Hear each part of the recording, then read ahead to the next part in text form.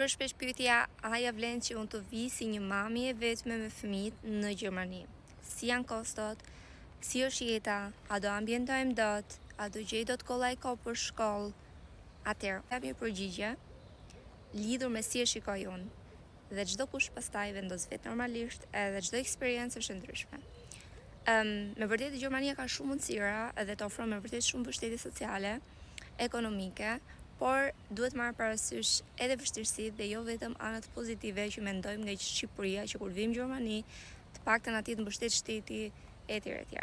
Ajo çfarë unë do të nënvizoja dhe do të thosha është që duhet marrësh gjithmonë parasysh që do kesh edhe vështirësi në gjetjen e çerdhes, në gjetjen e një pune të përshtatshme me oraret për fëmijët, që të shohësh, të shkosh ti marrësh edhe të sjellësh në shtëpi, duke qenë se do jesh vetëm dhe pa asnjë përkrahje këtu në Gjermani. Nëse ke dikë këtu në Gjermani, atëherë është tjetër histori, por duhet menduar edhe oraret që duhet i përshtatësh edhe me të njohurin ose me familjarit tënd.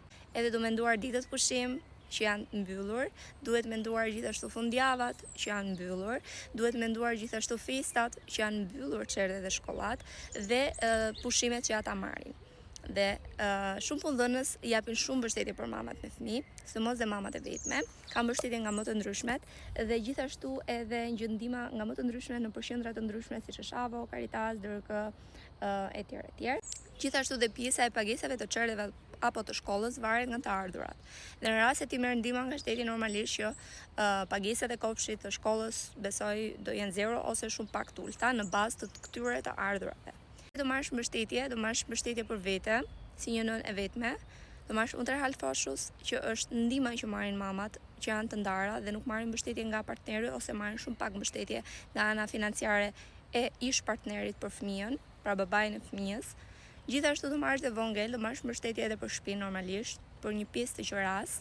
Edhe kjo çdo gjë varet nga rroga që ti do kesh dhe përqindja që ti do punosh këtu në Gjermani. Po, është e mundur dhe shumë mama ja dalin dhe shumë mama janë shumë herë më mirë këtu në Gjermani se sa në Shqipëri, duke ditur që në Shqipëri paktën nuk janë asnjë ndihmë sociale dhe asnjë përkrahje, por duhet menduar dhe këto anët e vështira, por që ka gjithmonë një drejtë jeshile dhe e di që shumë mama ja dalin shumë mirë, madje ndonjëherë edhe më mirë se sa me partner, dhe marrin mbështetje financiare nga Gjermania dhe marrin gjithashtu dhe mbështetje emocionale, psikologjike etj etj.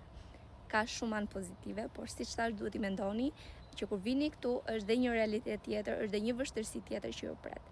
Dhe jam e sigurt që çdo kush ia del në mënyrën e vet, thjesht duhet të jemi pak më shumë të përgatitura dhe mos ta mendojmë se ardhja është një shpëtim, sepse ka ato peripecitë veta që jam e sigurt që do ja dilni.